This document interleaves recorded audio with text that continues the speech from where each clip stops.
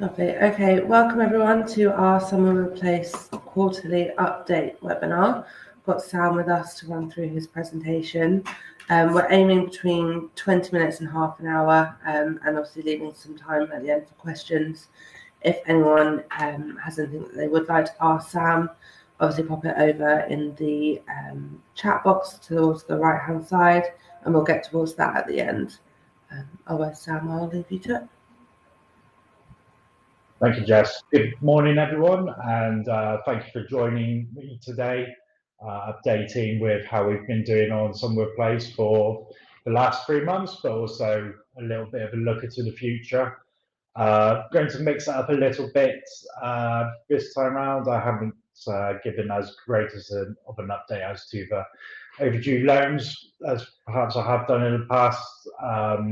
So I'll give you a look into what's going on there today for looking at how we have performed versus our peers, also comparison with how we are presently versus current deposit saving rates, just as a guidance there to show how we're performing again there.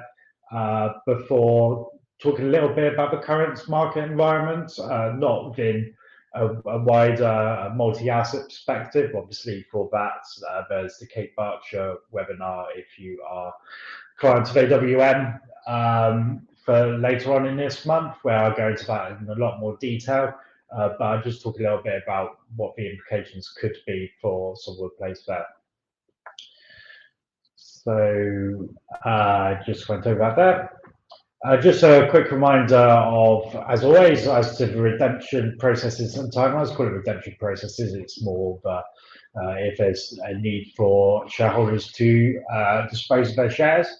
So first of all, there's a right of first refusal to existing shareholders, which lapses after 3 weeks. And then beyond that, we seek out a sale of those shares to prospective shareholders. Again, there's another 3 weeks for that to lapse there. Obviously, with all of this, plus the time for the parties to complete.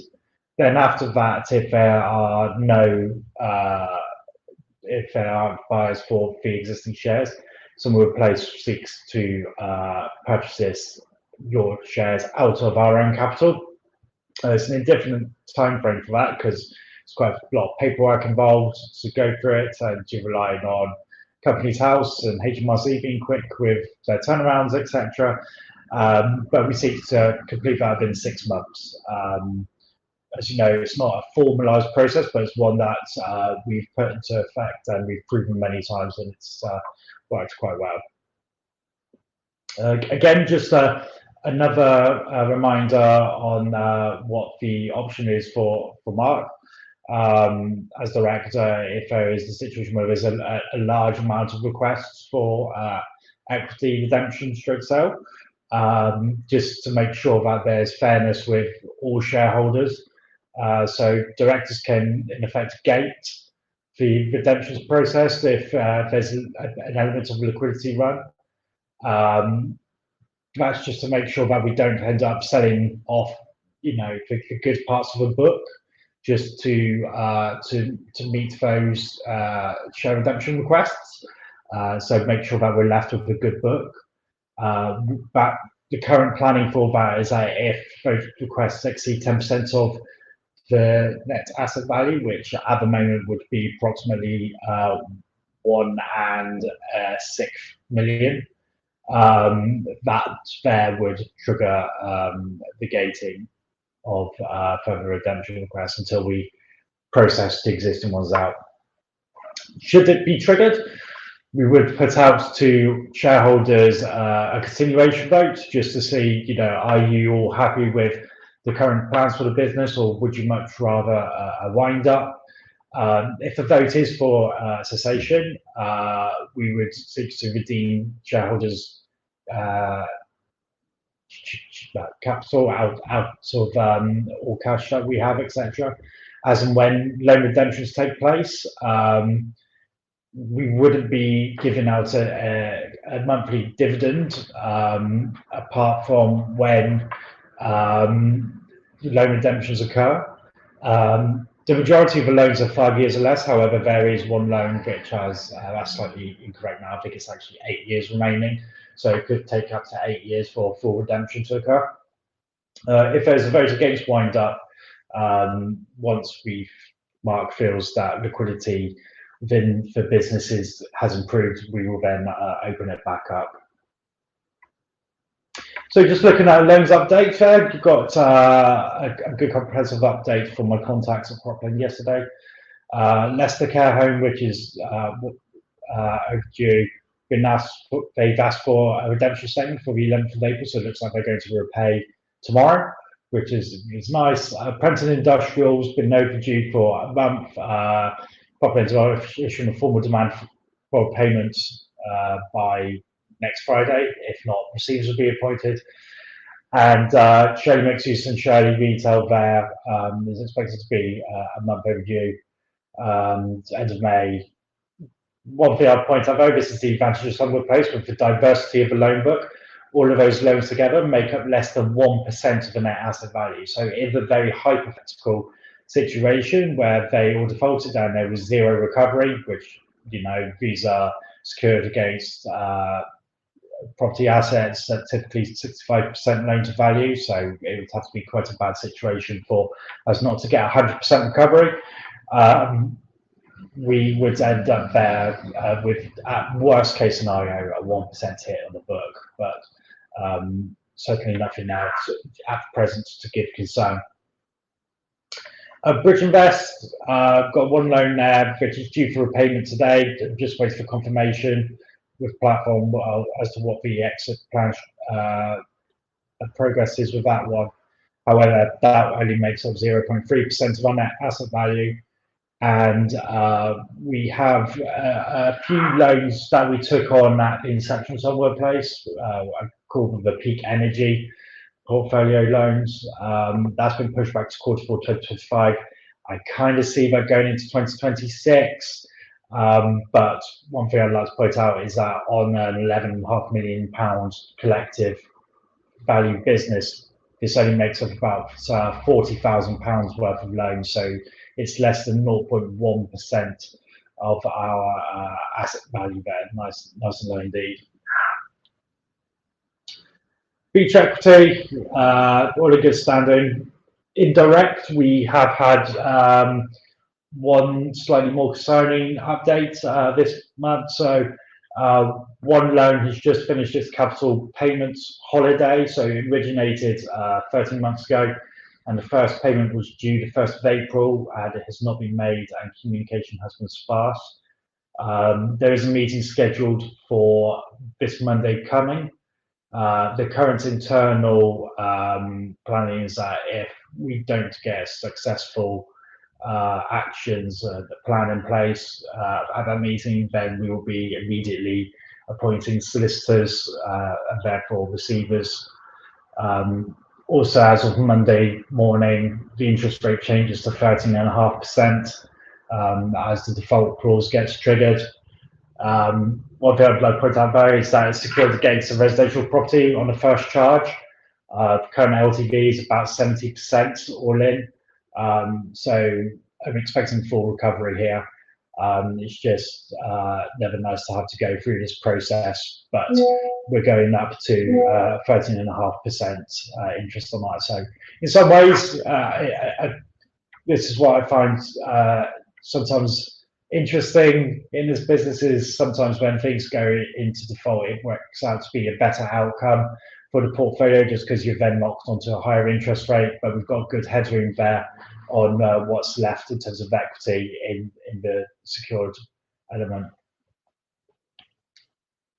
Looking at the rolling returns over the last 3, 6 and 12 months there, if we look down towards the bottom of that table, so this all in here is the starting share price at the start of these periods plus all of the collective dividend per share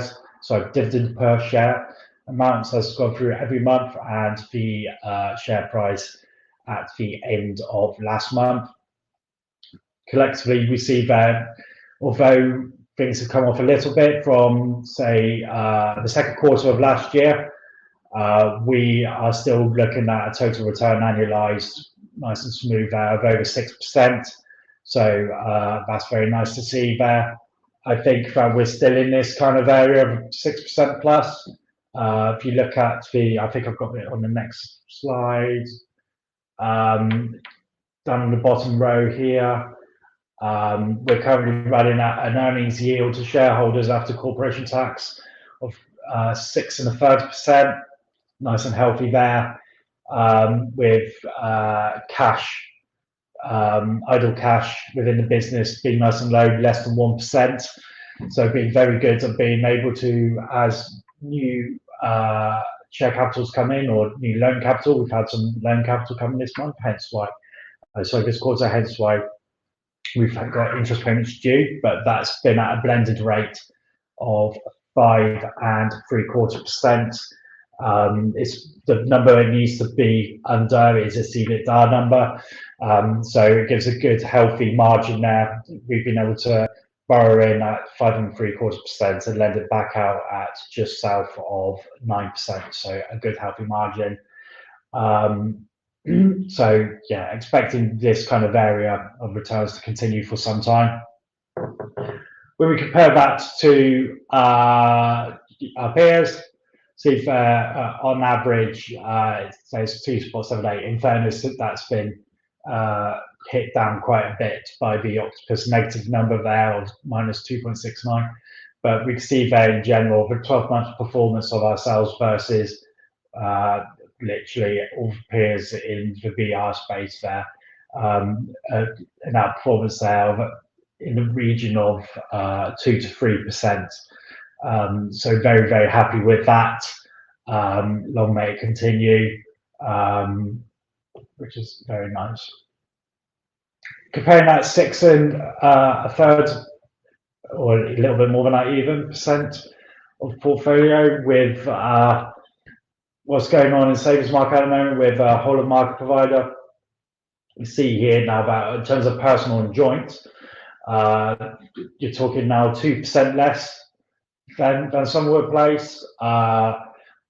We're looking at a 5-year kind of period now at 4.33%, with the 30 to 45 day notice accounts in that same kind of area. It's a very flat kind of interest rate market at the moment.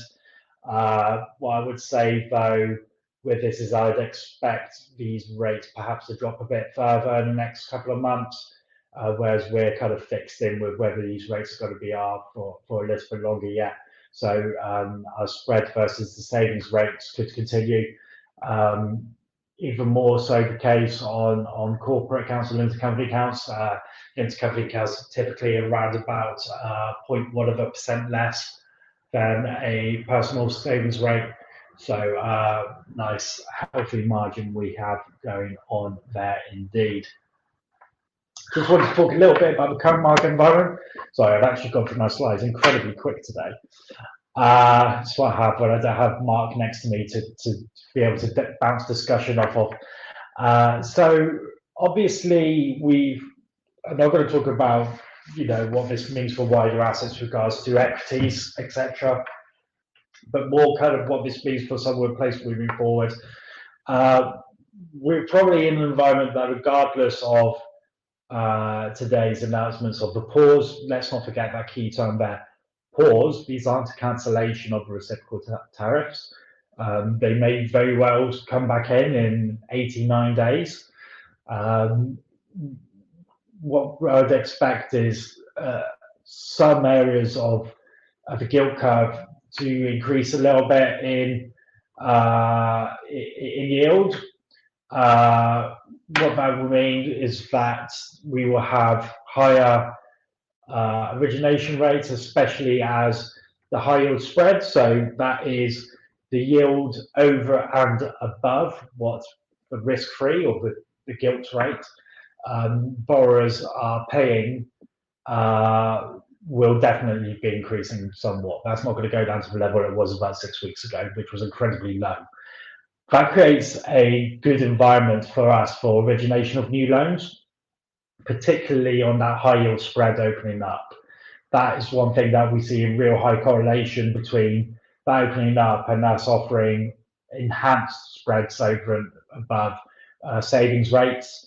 That means that probably we might see some new loans in a few months' time. Those rates start to go up, which is quite nice for the portfolio.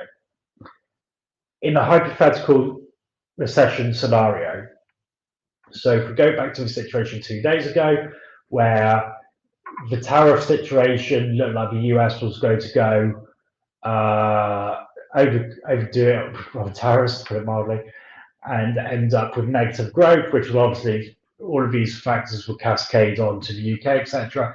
You would end up with gilt yields falling, which is going to reduce those bank savings rates. However, that high yield spread would then open up significantly. Our rates versus deposit savings would open up somewhat. On a net nominal basis, I would expect our new loans rates to be broadly flat, just because those gilt rates have come down. You might see a bit of an increase, but I'd be expecting this to be the base level where we're looking at. In terms of our existing loan book, the vast majority of our loans are property backed and secured in the region of some 65% LTV. There are a few that go a little bit above that, but they are more the exception than the norm.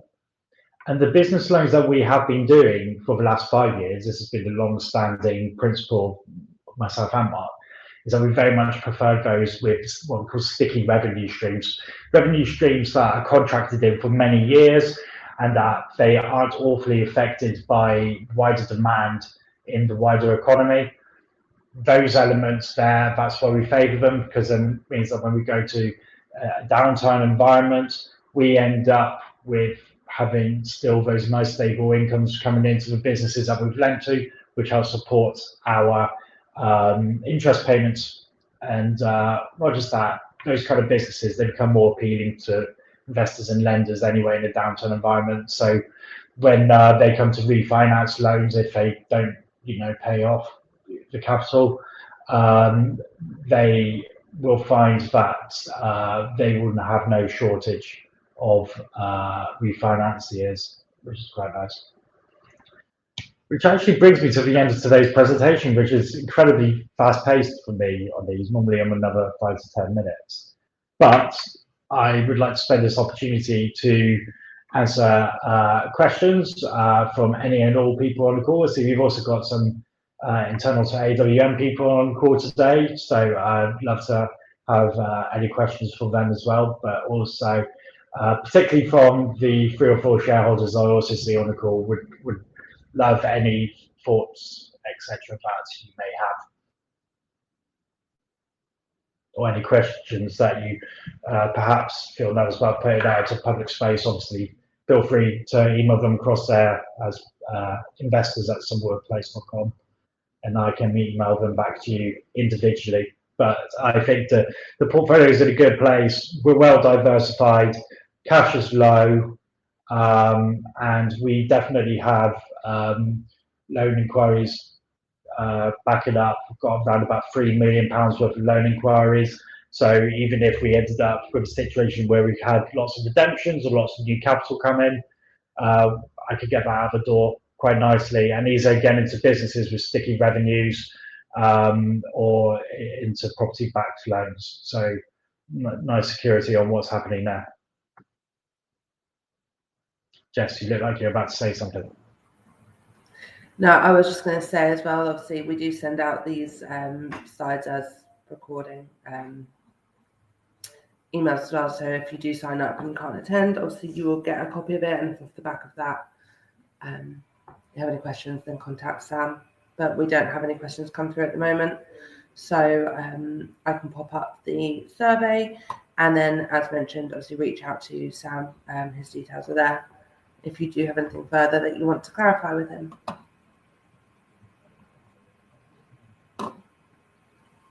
Lovely. I'll leave that up. I'll leave that up for a couple of minutes, and then I'll close it down. But yeah, we'll send out the slides within the next kind of 24 hours. Thank you very much, all. Have a good weekend.